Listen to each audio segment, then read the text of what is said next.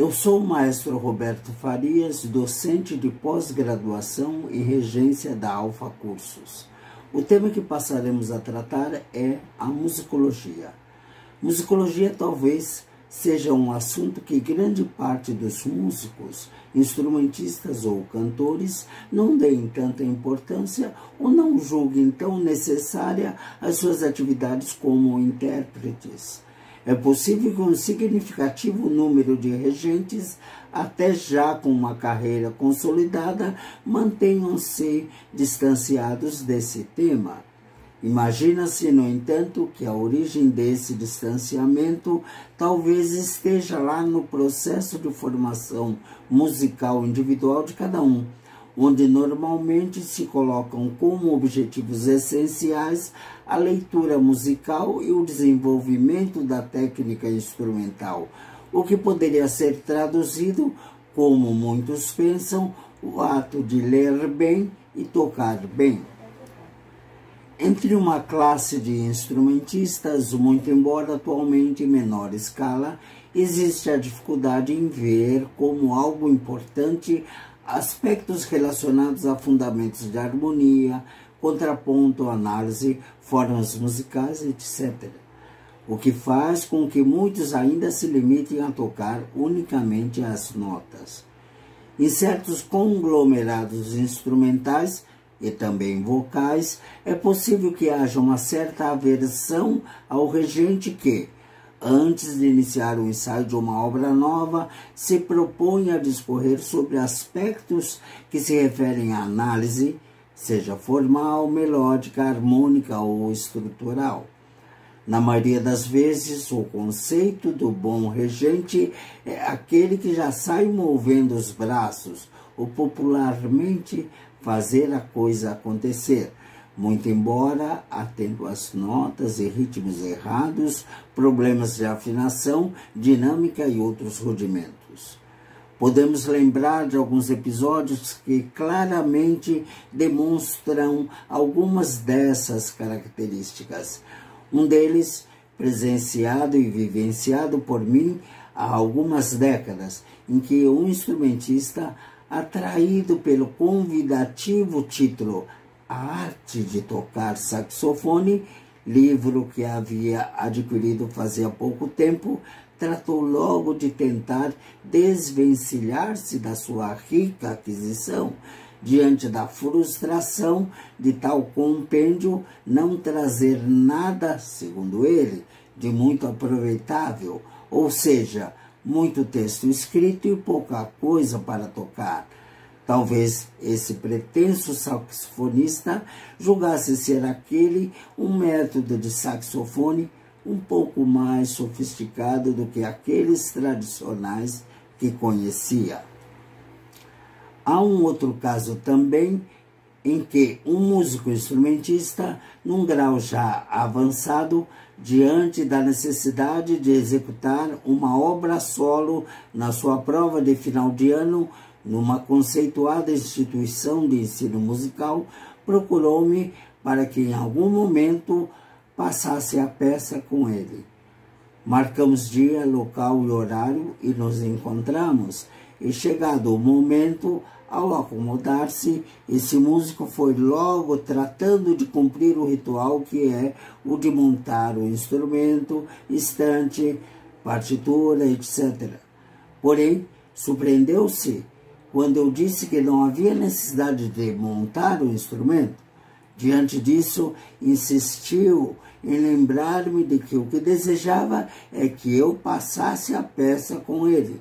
Respondi-lhe, então, perfeitamente, é o que iremos fazer, porém de um modo diferente.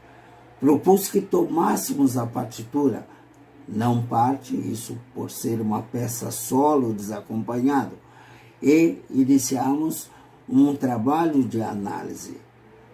Passamos entre 1h30 e 1h50 analisando rigorosamente a obra.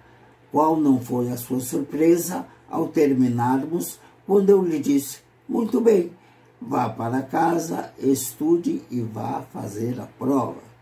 Ele, espantado: Mas o Senhor não vai me ouvir? E eu: não há necessidade, pois, uma vez seguindo tudo aquilo que vimos, tenho certeza que será bem sucedido. Na semana seguinte, retornou dando-me a notícia de que havia sido aprovado e até recebeu elogios do seu professor, o mesmo que antes não estava tão seguro de que o aluno iria conseguir vencer o desafio. Talvez esse músico, lá pelos seus 30 e 35 anos de idade, tenha passado todo o tempo tentando somente ler bem e tocar bem.